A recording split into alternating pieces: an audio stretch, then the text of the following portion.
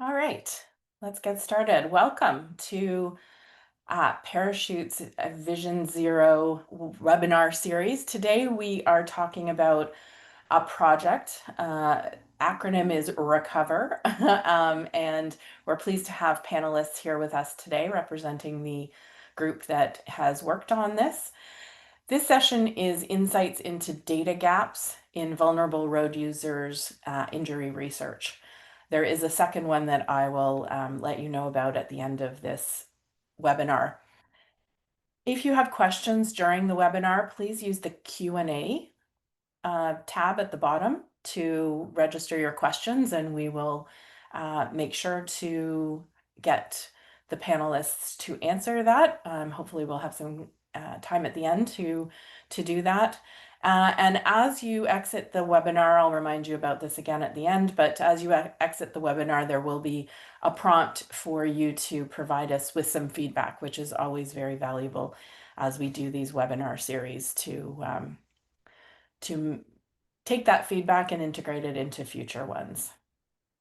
So before we start, if we can go to the next slide, I want to do a land acknowledgement first.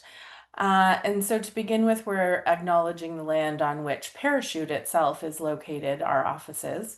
For thousands of years, it's been the traditional territory of the Wendat, the Anishinaabe, the Haudenosaunee, Métis, and Mississaugas of the Credit First Nation. Today, this land is still the home to many of these Indigenous people, and we're grateful to have the opportunity to work on this land. While we meet today on a virtual platform, we encourage all of you to take a moment to acknowledge the importance of the lands which we each call home, from coast to coast to coast. We acknowledge the ancestral and unceded territory of all the Inuit, Métis, and First Nations people that call this land home. So this slide gives you a sense of the scope of the project team that has worked on this project, road safety evaluation during COVID-19 among vulnerable road users in Canada. And you can see that from coast to coast, we have representation from many that you will recognize as researchers and experts in this area.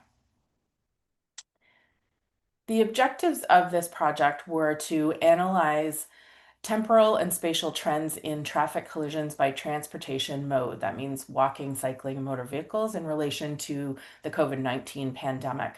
And the second objective was to assess the effectiveness of existing and newly implemented built environment road safety interventions like cycling infrastructure and automated speed enforcement, which is a hot topic these days, on the rates and spatial distribution of road traffic collisions. So we're going to hear a little bit more about that today.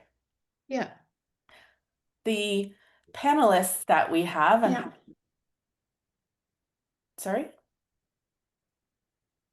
Oh, sorry. I thought I heard somebody. Our panelists today, I'm happy to welcome Alison Macpherson, Chaandini Ranganathan, Linda Rothman, and Omid Sadrmanesh, who are going to present and answer any questions that you might have. So if I can hand it over to our first presenter, and if you want to get your the slides on the screen, Alison, that would be great.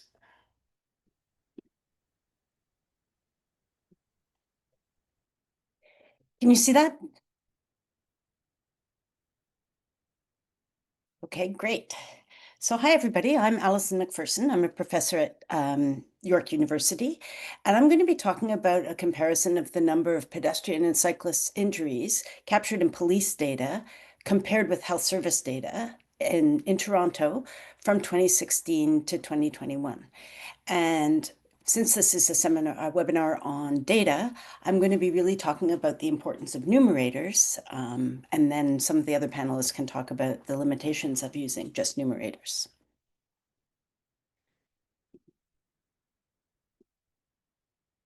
Hang on, my slides aren't advancing. There we go. Okay, so the objective of our study was to compare the number of pedestrian and cyclist injuries captured in police data compared to health service utilization data. So, part of the reason for this study was ICES, which is Ontario's data health services data organization. They have something called an applied health research question. So anybody can apply to get ICS data using this, and they can get it for free. So we partnered with the City of Toronto to get this data so we could have an idea about how good the capture of injuries was with police data. So how we did this, for the health services data, they had to have ICD-10-CA codes. And ICD is the International Classification of Disease that is set by the World Health Organization, and countries around the world use that. And it's on its 10th version, that's the 10th. And each country has the opportunity to modify it a little bit to add some codes that are specific to them. So the CA indicates that we use the Canadian ICD-10 version. So within that, there are codes that identified people who went to the emergency department in hospitals as cyclists and pedestrian. And it allowed us to differentiate between cyclists hit by a car and not hit by a car. And I mentioned that this was in Toronto. So we only included hospitals with an M postal code, which is the beginning postal code for the City of Toronto, and patients with a home address with an M postal code or an L postal code, but only a few from the nearby suburbs, because we wanted to exclude people who were visiting Toronto or seriously injured cyclists who were, for example, mountain biking elsewhere and were airlifted to Toronto. So what do we find? Well, for cyclists, in the health services data, there were over 30,000 emergency department visits, of which 87% did not involve a motor vehicle, and only 13% did involve a motor vehicle. And there were almost 2,300 hospitalizations, where 81% were not involving a motor vehicle. So by comparison, and you'll see the comparisons more detailed in a minute, there were 2,362 police-reported cyclist injuries. For pedestrians, there were 9,761 ED visits, emergency department, and just over 2,000 hospitalizations. And there were 5,723 police-reported pedestrian incidents over the same period. So all of these charts are going to be comparing police data to emergency department visits. So the number of injuries are on the y-axis, and the years are on the x-axis. The police reported injuries are in light blue, and the ED visits are in dark blue. So you can see that the dark blue bars are significantly higher than the light blue bars over the whole study period. And it's particularly true in 2020 during the COVID-19 pandemic. So in general, over all the years, police data captured about 8% of ED visits for cyclists. This graph represents cyclists who were injured in a collision with a motor vehicle.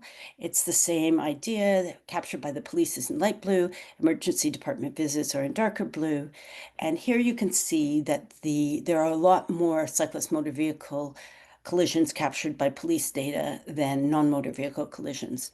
So in this case, across the study period, police data captured about 58% of cyclist motor vehicle collisions. So the pedestrian injuries, again, same idea. Light blue is the police data, dark blue is the emergency department visits. And here we can see across the study period that police data captured about 54% of pedestrian injuries.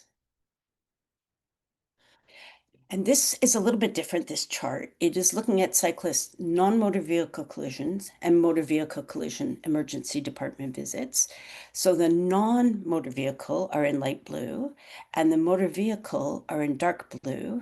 And here you can see that over time, there was a big difference, that there were many more non-motor vehicle collisions compared to motor vehicle collisions. And again, since this grant was looking at the impact of COVID in 2020, there's a big difference there. So then we questioned, okay, well, emergency department visits, maybe people weren't severely injured, and that's one of the reasons why the differences were so large. So we wanted to look at more severe injuries. And the police use a code called KSI, which stands for killed or seriously injured. And we decided to compare these not to emergency department visits, but to the discharge abstract database, which includes hospitalizations. So the police severely injured captured about 10% of all cyclist hospitalizations. And here we have the same idea, the KSI from the police, the discharge abstract database from the hospitalizations. And if a motor vehicle was involved, police KSI data captured about 53.2% of hospitalizations. And for the KSI pedestrians versus the hospitalizations, the police KSI data captured about 48% of hospitalizations. So, strengths and limitations. The strengths, this study used population-based data to capture health service utilization for cyclists and pedestrian injuries. Our team believes that this is better able to demonstrate the true burden of injuries to vulnerable road users. But we weren't able to link the two data sets, so we're not sure if there's variability in the data sets due to age, sex, socioeconomic status, etc. It's possible that police aren't as present in poorer neighborhoods, or that people who come from different groups may be less likely to call the police and ask for their assistance if they get injured. We weren't able to understand systematic differences due to things like race, prior experience with the healthcare system. And I think it's important to note that this study is not really generalizable beyond Toronto. It was a very Toronto-centric study on purpose because it was the city of Toronto asking for the data. But our methods are reproducible in other jurisdictions, and in fact, they have been reproduced in Guelph using their own police data and their own health services data. So, our conclusions: the number of cyclist and pedestrian injuries captured using police reported data was substantially lower than the health services data. We were only able to use numbers as the numerator rather than rates, which are easier to compare between jurisdictions. And that's a really important limitation that some of my other fellow panelists are going to talk about, the importance of using rates. But in Toronto, at least, we have no way of knowing how many people cycle and how many people walk, and a systematic way of capturing that. So it's really important to acknowledge that, because Guelph might have will always obviously have very different numbers as a much smaller city. And if we had rates, we would be able to compare the relative difference between them.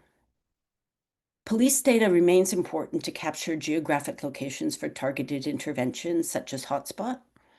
But it highlights the need for a more comprehensive approach to using different data to measure the burden of cycling and pedestrian injuries. And I just wanted to acknowledge the CIHR funding and some of our co-authors on the study and our partner from the City of Toronto. Thank you. Thanks, Alison. Chaandini's going to be next up, and as she's loading her slides, Alison, I had a question. When Guelph did the reproduce this, were their findings about the difference between the police data and health data similar to Toronto? Like, was there a big gap? There was a gap. It Okay. wasn't quite as big, which might be a question of volume. Right. A smaller city, maybe more access to police, but there was a gap there as well. Okay, thanks. My apologies, Omid. You're our next presenter. Go ahead, please. Can you hear me and see me? Yes. Okay. Hello, everyone. I'm Omid. I'm a research assistant at the School of Occupational and Public Health, Toronto Metropolitan University. And today I'm going to talk about why is good road user volume data important. We saw that we have collisions, we have injuries from police data, from ICS data, but the number of people exposed to that risk to compare to have rates is also important and a big limitation in our road safety projects. First, let us start with a definition of what is this denominator data. Simply, it means the number of people using a space, like walking, biking, driving, the people who are potentially at risk. And to calculate this risk, we can divide the number of collisions over the number of people exposed, which is denominator. So if we don't know the exposure, like the number of people biking, we cannot understand the true risk, as we just have raw numbers and we cannot have rates and calculate risk. For example, consider police reported KSI killed or seriously injured in 2 Toronto neighborhoods from 2017 to 2023. We have Kensington Chinatown neighborhood and Lawrence Park South neighborhood. And the numbers shows the number of KSI. For Kensington Chinatown, it is 65, and for Lawrence South, it is 15. So when you look at it, you might say that, okay, we have higher KSI for Kensington Chinatown, so it's a more dangerous neighborhood for road users. But really, what if many people are traveling through Kensington Chinatown, but only a few are using Lawrence Park South? That's why it shows why volume, why denominator data matters. The number of people using a space, not just injuries. For example, in the same example that we said, Kensington Chinatown and Lawrence Park South with the same KSI as we said, let's assume we have a volume for vulnerable road users, which means cyclists, pedestrians, and motorcyclists, is 100,000 for Kensington Chinatown and 100,000 for Lawrence South. In this way, we can, if we calculate collision rate, which is, as we said, the number of collisions, KSI, over the number of people using a denominator, would be lower for Chinatown than the Lawrence South, meaning that although we have higher KSI, although we have higher collisions in the Kensington Chinatown, but it's a safer neighborhood because more people are using that space for biking and walking, specifically here for vulnerable road users. Another study, which examined the collisions involving cyclists and motor vehicles before and after implementation of cycle tracks in Toronto, conducted in 2020, examined 6 cycle tracks in Toronto from January 2000 to December 2016. Collisions were gathered through police-reported collisions and gained through the city of Toronto. Cyclist volume were based on the average daily number of cyclists over an 8-hour period, again gathered through the city of Toronto. This study showed that the number of collisions involving cyclists and motor vehicle increased after implementation of cycle tracks. So can we conclude cycle tracks are doing a bad job, so let's get rid of bike lanes? No, not really. This is just the number of collisions, but when we look at the volume of the people who are cycling, we can see that pre and post installation of cycle tracks, we have an increase in also the number of people using those bike lanes and cycle tracks. For example, when we look at the total number of cycling volumes in this period, pre and post of installation of cycle tracks, there was 257% increase in cyclist volume. And when we consider volume and collisions together, we can see that 2 years pre and 2 years post of installation of these cycle tracks, the number of collisions, the rate of collisions per 1,000 cyclists per month decreased and saw a 38% decline in cyclist motor vehicle collision rate. That's why it's important to consider volume as well as just the number of injuries to be able to calculate true risk for neighborhoods. In the 2 neighborhoods that we mentioned in Toronto, and we saw the number of KSI, that KSI was for all the users. These maps shows the KSI for vulnerable road users from 2017 to 2023. Red circles, as you can see here, are the injuries, are the KSI that happened. And the camera icon is MAW vision counter, which is a type of permanent counter. We'll talk about it later. As you can see in the Kensington Chinatown, we have a couple of counters, but there are no counters at Lawrence South.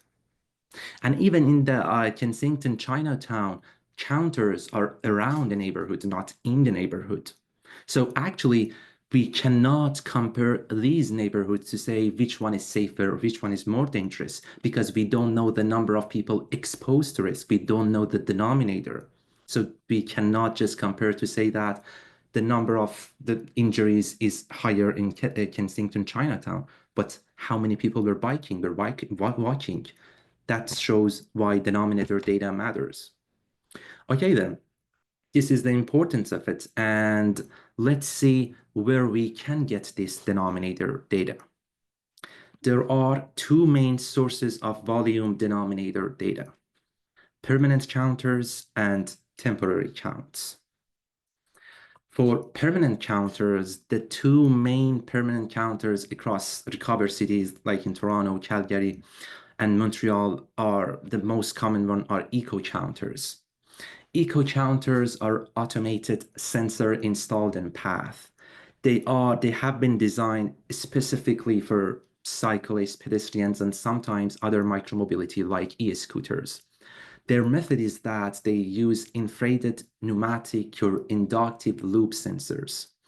Because it's permanent, one of its strengths is that it gives us a continuous monitoring. So we have the volume for hourly, weekly, daily, yearly. It's a good thing about them. Plus, eco counters can differentiate between pedestrian cyclists, and it's another strength of this kind of counters. But we have a lot of limitations when it comes to permanent counters, especially for cyclists and pedestrians. For eco counters, we saw on the maps that a lot of them are off-road because they are interested to know that how many people were using that specific bike lane. So they were limited to just non-motorized modes of vehicle, non-motorized like pedestrians, like cyclists, and off-road, not in the road to see how they are in that and how they count other modes of transport. Plus, these kind of counters have weather sensitivity. They are mostly concentrated around downtown, not whole city. And we can see that some of times they are retired or inactive, like from 2019 to 2020, 2022 in Toronto. On the other hand, we have more vision cameras. The method is different. It's not based on the sensors. It's based on analyzing video cameras. The thing that it happens is that they have some cameras, they have some videos, and based on AI-based computer vision thing, they classify and detect different kinds of modes of transport. So still, they have continuous monitoring because they are permanent. They can be temporary too, we'll talk about it.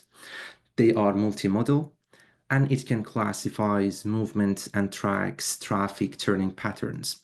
Some limitations, still, they don't have a lot of them.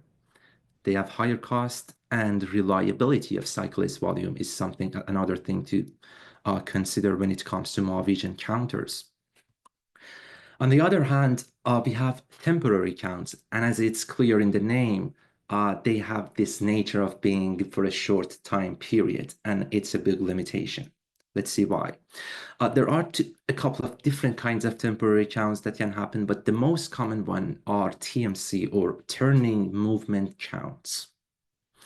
The turning movement counts is this. We have some intersections, and when we are counting the number of vehicles, pedestrians, and cyclists turning in each direction at that intersection, it's a TMC, turning movement count. It can be just or manual, human people go there, experts go there and count, or it could be video-based AI system like MyVision. So MyVision has both temporary and permanent because they are portable.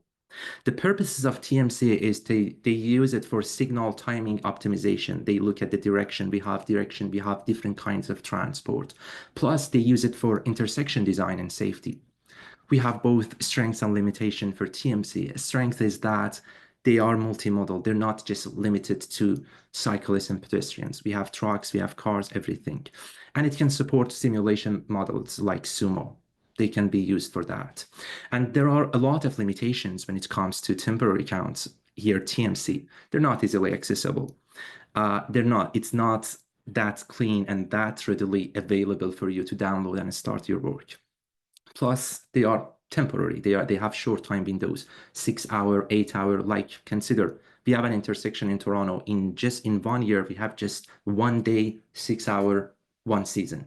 So it makes it hard for us to compare over years how the volume changed. And there are some data accuracy concerns.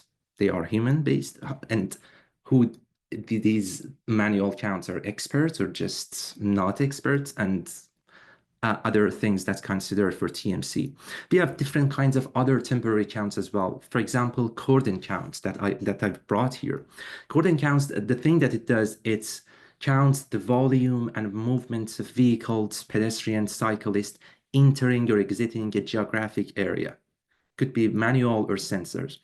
It's like that. They consider, for example, downtown, a specific part of the city. They consider boundaries around it, and then they count the number of people entering and exiting that bound for some purposes. For example, they want to see that how people are using the motor, like transit and cycling, or after some interventions, like new bike lanes, how was the change in the model shift after that? Cordon counts can be used for assessing model share and model shift after policy, so they can give us a clear snapshot in and out of a specific area. But there are some limitations for cordon counts, like they are location specific, not the citywide, just a specific city that we are interested. And because of their nature of temporary, they cannot assess temporal trends. So in conclusion, we have number of injuries and collision, okay, but we cannot understand true risk if we don't know how many people were exposed. How many people were exposed are denominator data. We have the volume, we have the sources, permanent and temporary, but the problem is that permanent counters are limited in number and they're not distributed across all areas of the city. TMC data is short-term, inconsistent, and makes it hard to compare. And we have accuracy problems, and which makes it difficult for us to have smart infrastructure decisions. And the next presentation, Chaandini will show some examples of these accuracy issues and some of our team's effort to use existing volume data to calculate risk. Thank you for your attention. Thanks very much, Omid. You're welcome. Chaandini, do you want to get your presentation loaded? And just a reminder to everyone on the webinar, if you have questions, please put them in the Q&A and we'll address those at the end.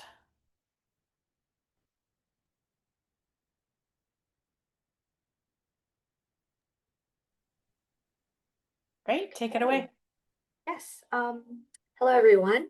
My name is Chaandini, and I'm going to be showing you an example of a project we've been working on, which uses both numerator and denominator data. So this project specifically looks at the relationship between road user volumes and traffic collisions in the city of Toronto, with the purpose of investigating whether or not the safety in numbers effect exists in the city. I can't. There we go. Okay, so this is a list of contributors and organizations that are a part of this project. And let's get started. So in 2022, according to the International Traffic Safety Data and Analysis Group, Canada ranked 14th among 22 developed nations for the number of fatalities per billion vehicle kilometers traveled, which results in approximately 38 billion in social costs. When looking more granularly at the safety of vulnerable road users in the city of Toronto, pedestrians and cyclists account for 49% and 12% of all fatalities, and 43% and 12% of all serious injuries in 2024. These alarming numbers of fatalities and injuries to vulnerable road users illustrates the need for more research to be done into the forces that create these unsafe environments and what interventions can help avoid them. So the safety in numbers phenomenon theoretically can help create safer roads for vulnerable road users. And it states that an increase in the number of vulnerable road users utilizing the infrastructure decreases their individual risk of collision. So I would like to note that this does not mean that the absolute number of collisions will decrease, but rather the individual risk of a pedestrian or a cyclist being involved in a collision will decrease. So we've already gone through most of the main objectives of the project, which is to examine the relationship between traffic volume of motor vehicles and pedestrians and the incidence of collisions in order to assess the presence of the safety in number effect. In order to do so, though, we first needed to establish which data source of traffic volume we should be using, as Omid has already gone through most of them. And this led us to our first set of analysis, which was analyzing the agreement and consistency between the different data sources. So the two that we really took into consideration was the temporary turning movement counts, which I'll refer to as temporary TMC, and the permanent MyoVision cameras, where the data was both provided by the City of Toronto. Both of these are camera systems that are set up across the city, and the differences between them can affect the precision and accuracy of the volume it counts. So for our analysis, we used 1,671 hours of road user traffic volume counted by both cameras at 50 intersections from February 2nd, 2019 to March 7th, 2024. For the analysis, we did it in two parts. So the first part was the Blunt-Altman analysis, which is used to quantify the systematic bias that may be present between the two data sources.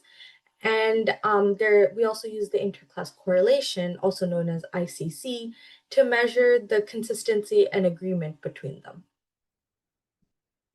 So these are the Blunt-Altman figures, where the x-axis represents the mean volume of road users that travel at a given intersection at a given hour, and the y-axis represents the proportional difference in a percentage. So the proportional difference is a fraction. So the numerator of this fraction is the difference between the two volume sets, and the denominator of this fraction is the mean between them. Ideally, a Blunt-Altman plot should have all the points following the y=0 line, which is shown in the black, and all the points should be within the limit of agreement, which are the red dashed lines. You can see here that the plot for cars is the closest to this ideal situation, where the calculated proportional difference was -1%, shown in the blue lines. However, since the value is negative, there is evidence that MyoVision cameras are underestimating the volume of cars that it counts compared to the temporary TMC cameras. This underestimation only seems to get progressively worse with pedestrians and cyclists, pedestrians at -14% and cyclists at -32%. It can also be noted that in most cases, the lower the traffic volume is, the more likely it is for MyoVision to underestimate the number of road users compared to the temporary TMC cameras. Next, we're going to move on to the interclass correlation results. So for those who are unfamiliar with the difference between absolute agreement and consistency, absolute agreement focuses on whether MyoVision and temporary TMC counts the exact same number, whereas consistency addresses how similar the counts are, even if there are consistent differences between them. So as you can see in the table, consistency always seems to be better than absolute agreement between the two cameras. And that's because consistency addresses some of the underestimation and systematic bias that we saw in the Blunt-Altman plots. Overall, the consistency and absolute agreement between the two counters are best with cars, followed by pedestrians, and worst with cyclists. For this reason, we came to the conclusion that either volume counters are acceptable to use for cars and pedestrians, but that is not the case for cyclists. Using these results, we move forward with our analysis between the relationship of volume and cars and we ended up going with MyoVision as our primary volume data source. So on the other hand, collision data was collected from police-reported collisions, and we only ended up including collisions that involved a car and a pedestrian and also resulted in a pedestrian injury. The final data set included 1-hour increments of road user volume and 186 car pedestrian collisions that occurred in road segments surrounding 98 MyoVision cameras from June 1st, 2019 to May 20th, 2024. So here you can see how the collision surrounding each camera was identified, and I can talk more about it if there is some interest in it after we finish our presentations. For our analysis, we used a generalized additive model to represent the relationship between the traffic volumes and the traffic collisions. So here are the results, and let me walk you through how the graphs are set up here. So each plot shows how the increase in pedestrian volume, which is the x-axis, affects the expected number of collisions, which is the y-axis, when the car volume is held constant at different percentiles. So, for example, the first plot shows the relationship between pedestrian volumes and the number of collisions when car volumes are equal to 211, which is the 10th percentile of car volume. Among these plots, you can see two things happening. So when car volumes are held constant at lower percentiles, so 10th and 25th percentile, the increase in pedestrian volumes is associated with higher expected number of collisions. On the other hand, when car volumes are held constant at higher percentiles, the increase in pedestrian volume is associated with the lower expected number of collisions. We can also see here that the baseline risk of a collision is higher in the 75th and 90th percentiles when compared to the lower percentiles of car volume. When looking at the plots as a whole, we can also see that the number of intersections decreases as we go up in car volume, which we can expect because not all intersections handle over 1,000 cars per hour. And finally, I would also like to note that regardless of the percentile of car volumes, the expected number of collisions when pedestrian volumes is over 1,750, the number of collisions is relatively the same. So now we're going to move on to our limitations. So most of our limitations come from denominator data related obstacles. So for example, as Omid had mentioned, temporary TMC lacks temporal continuity because the primary purpose of those cameras is to collect short-term traffic data for short-term traffic studies.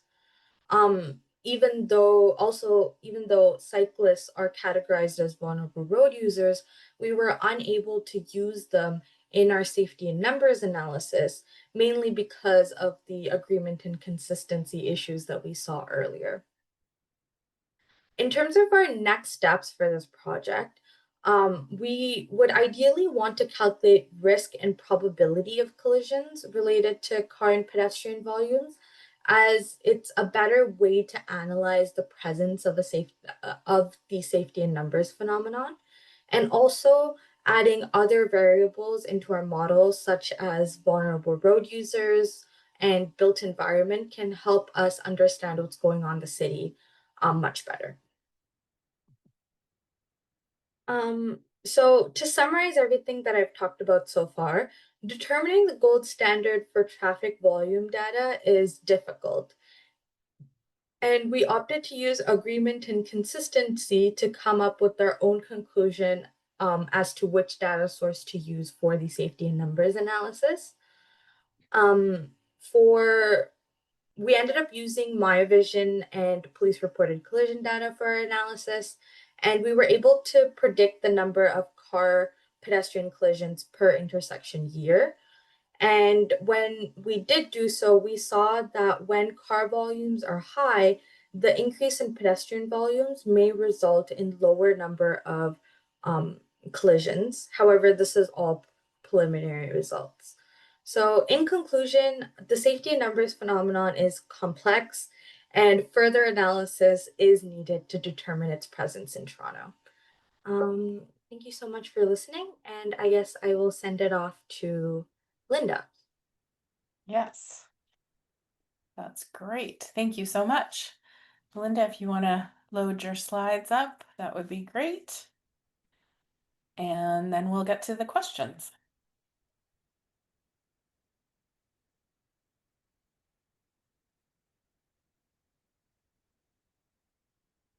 Can everybody see them? You are good to go. Okay, thank you. Thanks everybody. We've had the story about numerators. We've had the story about denominators. I'm going to present just another example of using just numerator data, because one of the major goals of the RECOVR project was to look at trends during the COVID-19 pandemic in several large Canadian cities, but we are still teasing out the whole volume data, as has become very obvious over the course of this presentation. We know that transportation patterns during COVID-19 changed a lot. There was some decreased mobility because of social distancing and lockdown policies. We did see, or not directly, but through things like Google Maps and bike sales and things like that, there was a shift from to active transportation modes during this period of time, particularly for recreation, including cycling and walking. Previous studies that looked at trends since the COVID-19 pandemic mostly focused on all road users together or just car drivers and occupants. So we wanted to look at vulnerable road users during this period and also think about some takeaways for going forward. So the objective was to assess the impact of the pandemic on vulnerable road users by city.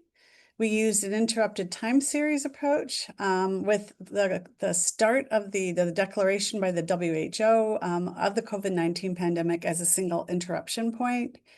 And we looked at the estimated expected number of collisions following the pandemic using the period data to establish the trends. And then we looked at the difference between observed post-COVID-19 and expected outcomes. So we had 4 cities for this project and 1 province. We also did a provincial analysis together with Public Health Ontario. We looked at Montreal, Toronto, Calgary, and Vancouver. And what I wanted you to take away from this is outcomes, again, were only numerator. We looked at pedestrians killed or severe injury from their police reports. We looked again at ED visits and hospitalizations as per Alison's presentation for both pedestrians and cyclists. Our data sources were really, really varied. We got police reported from municipalities and ICBC in British Columbia. Every city gave us different years of data. It took some were more recent than others. It also took much longer in some cities to get the police reported data. The ED visits, we use the National Ambulatory Care Reporting that Alison had talked about, the NACRs for Toronto and Calgary, but Vancouver doesn't have the same type of NACRs data as we do, so we actually use the Vancouver Coastal Health ED registration data. And hospitalization data, we use the data again, all except Montreal. We found it really, really difficult to get ED visits and hospitalizations from Quebec. And again, different years for different cities. So what I really want you to take away from this is, again, our numerated data, more difficult to get in some provinces and cities than other. There's different outcome definitions, different time periods. So again, it makes it really, really difficult to compare things across Canada, pointing to the need for a better coordinated national data plan in terms of collision data in Canada. Just to give you some summaries about what happened during COVID, or actually right after the declaration, you can see in these graphs the blue are the expected number of collisions based on the blue line, based on trends before the pandemic. The black line is actually what we saw after the pandemic, and the light blue shading is the 95% confidence intervals. And I'm just showing Vancouver here for police reported on the left, ED visits and hospitalizations. And we basically saw similar patterns across cities that you see here for pedestrians. So a big drop in police reported, a drop in ED visits, a drop in hospitalizations. Hospitalizations quickly went back up to normal. Or to as expected. ED visits in 2023 still seem to be down. And that's something that I would like to look at going forward. I suspect things have gotten back up to where they were, but it would have been nice to have been able to carry on the data collection to look at these kind of things. So again, pedestrians, generally we saw drops with some sustained drops in ED visits. Police reported motor vehicle collisions with cyclists. So again, motor vehicle, and these are just the police reported ones. In Montreal, Toronto, Calgary, and Vancouver, we saw somewhat different patterns. Montreal, a little bit of increases. Toronto decreases, a little bit of an increase in Calgary, not much different in Vancouver. And again, I want to call attention to the different types of data we're getting, the different data sources. We had different reactions to the pandemic in different provinces. And again, this is police reported. There may have been more police affected by COVID in certain places than in others, thus affecting whether or not they were reporting cyclist motor vehicle collisions. So these are emergency department and hospitalizations. And again, I'm using Toronto as an example here. So I'm picking specific cities that kind of represented what was going on everywhere. The motor vehicle collision ED visits on the top left didn't change all that much. Hospitalizations didn't change that much. But look at, again, similar to what Alison reported, the non-motor vehicle collisions. So these are things off-road, on-road, but not involving motor vehicle collisions, streetcar tracks, curb issues. They went up substantially after the start of the pandemic. And same with the hospitalizations. So again, we've got an issue with these non-motor vehicle collisions. Just to summarize, this is a bit busy, but just focus on the orange are not really different, but the arrows going down in green and the arrows going up in red. Pedestrians, lots of decreases during the pandemic start. So you can see what was going on in different cities, and that shows significant results.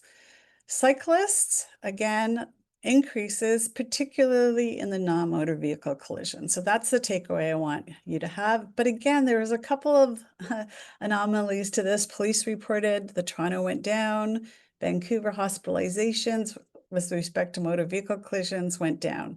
Again, different reporting, different outcome measures. Vancouver, where they didn't use knackers. So again, really difficult to compare across cities. But we do see that there is, again, this issue with non-motor vehicle collisions, particularly in hospitalizations. And again, we saw similar results across the province of Ontario. So to conclude, differences exist by city. So local context really does matter. With respect to the COVID-19 pandemic, we had different lockdown policies and different interventions actually put in during the pandemic in different cities. So some cities had more cycle tracks put in during the pandemic. Some had more pedestrian interventions to increase safety. So again, a local context is really, really important. The data sources differed. The road user, things differed by road user type. We do want to call attention, and we have been frequently calling attention to the issues of non-motor vehicle cycles injuries. And this is a really important problem that must be addressed. They're really underreported because, again, the police don't tend to go to those type of incidents. And when we're talking about active transportation safety in a city, we must also consider things that don't happen as a result of a motor vehicle collision. To bring it all back to the data issues, our numerators, potential data collection variability during the pandemic, different data sources and years available. And again, back to the denominator, we didn't have consistent road user volume or exposure data, so it was really difficult to compare risk across cities, but we could compare trends within cities. And thank you very much. Thanks, Linda. Thanks, everybody, for a lot of information shared in very succinct ways. We're going to go to the Q&A. There are 6 questions that we'll run through. And the first one is for Alison. How many traffic officers in Toronto are part of the collision team?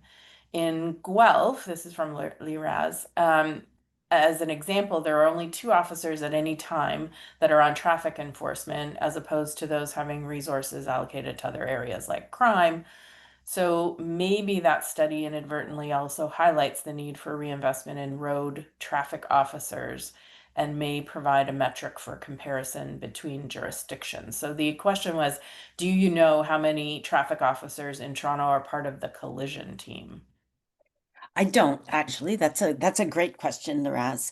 I think I'd just like to put in a plug here for automated speed enforcement because we know that it works to reduce speed, and we know that speed is associated with collisions and also with the severity. If somebody does encounter a motor vehicle, the faster the motor vehicle is going, the more likely they are to be seriously injured or killed. So I think the question of police resources is a really, really good one. And, you know, I think you have a hard sell in many cities saying you're going to take somebody away from crime and put them in traffic. So I think some of the solutions to me are very clear in Ontario, despite not being clear to our premier, that automated speed enforcement does work in most situations. And if you combine it with changes to the built environment, then you reduce the problem at its source. But for sure, when we talked to the police in the city, they did say that they don't always have the resources to respond to every collision. And also they can't respond maybe that quickly. So if you have, say, something that you could walk to an emergency department and you're tired of waiting for the police, you just go and seek your own health care. So anyway, that's a long answer to a question that I didn't really know the answer to. That's great. The next one is about the MyoVision. What has been the experience with MyoVision counts that indicates it's unreliable with cyclist volumes? What's the recommended solution to address this reliability concern? Chaandini or anyone Yeah, I want to guess I take can that? take I can take it. So in terms of how we got the data itself, they had already deleted some of the data for cyclists. They had given us a bunch of NA values instead. And when we asked the city about this, they had said that even within their internal validity checks, they weren't confident on certain locations for their cyclist counts, and that's why they had, even before sending it to us, had removed it from the data set. And even with some of the agreement and consistency stuff that we ended up presenting, we can see that for cyclists, MyoVision, even though temporary TMC isn't a gold standard, it's unofficially what everything's compared to, and MyoVision just wasn't up to standard for cyclists. Yeah. Okay, great. Now Richard Gould had 2 questions that are kind of related, so I'm going to ask them. Oh, Linda, did you want to answer? Sorry. Did you want to add to that? Yeah, just a couple of other things. I mean, again, what Chaandini said is we need to emphasize is that we don't even know that TMC counts are gold standard, number one. And number two, we did play a little bit around with some big data during this project, looking at cell phone data that we had gotten together with one of the big consulting firms and provided it to us. We didn't have great results from that either. They're still trying to train those models, I think. It's a really, really difficult question, I think we actually need to do some validity testing with having people stand on street corners and count and see what's actually working. And we do have some projects in to provide some funding for that kind of thing, but we haven't gotten them funded yet. So. Okay, thank you. So these questions are around health data. So does the health data, ER or hospitalization, provide information about the type of injury, severity, and cause of the incident resulting in the injury? So the first answer is yes. So we didn't go into that level of detail, but the emergency department data and the hospitalization data will have a diagnosis. So, maybe it's a concussion, a fracture, something like that. And there is a measure of severity that you can use. Sometimes from the emergency department, hospitalization is used as a proxy measure of severity. And sometimes for patients that are hospitalized, length of stay in hospital or ICU admission are used as measures of severity, but all of that is available in the health services data. It's very, very subject to privacy laws, as you can imagine. So the release of data with, you cannot release any data with cell sizes less than 6. So if somebody had a very rare, very serious injury, we wouldn't be able to report that anyway. So does that answer the question? Yeah, I think so. And the second part of that just is related to health data is, are there examples of the linkage of police collision data with health sector injury data like ER and hospitalizations? There are. The one that's closest for us is in BC, and BC and Quebec have provincial insurance for automobiles. So that in Quebec it's the CIHR, and in BC it's the ICBC, and they capture all the collisions that are reported to insurance. And it's no fault insurance. So they, in British Columbia, they have linked the ICBC data to health services data at their Center for Disease Control in BC. We can't do that in Ontario because we have so many different insurance companies that people are insured with, and I'm sure they wouldn't be very keen to authorize the release. And also it's very hard to take data from an outside source and link it to health services data. So, so in jurisdictions that do it, it works really well. But at the current point, we couldn't manage to do that in Ontario. Right. The next question, I think, Omid, you're going to take this one. We know that all the pedestrian injury numbers obtained from the healthcare system are a result of motor vehicle collisions?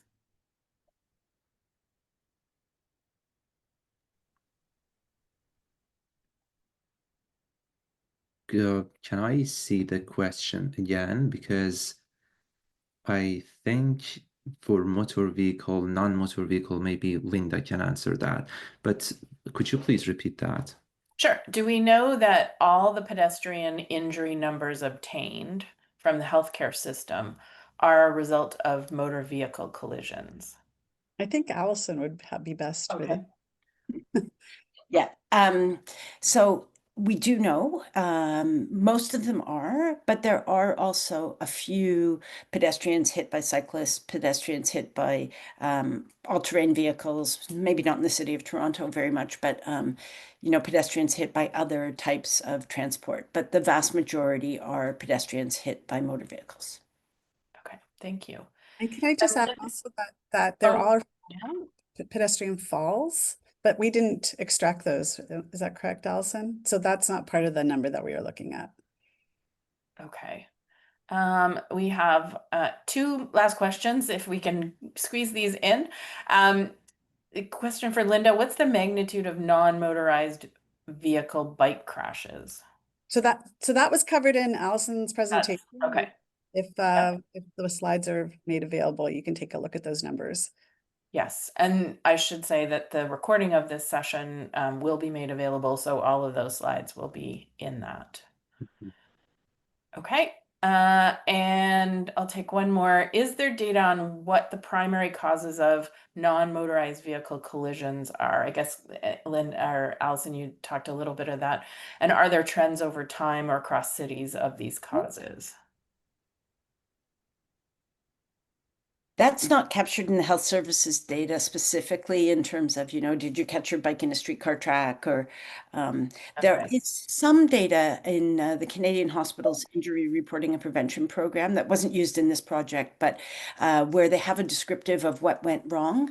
And those data are available from the Public Health Agency of Canada, but it's mostly in pediatric hospitals. But there are some general hospitals in Kingston and British Columbia, I think, where they would have a description of what went wrong, and you could use text mining to find out, was it a streetcar, was it a pothole, was it a grate over a drain, or something like that.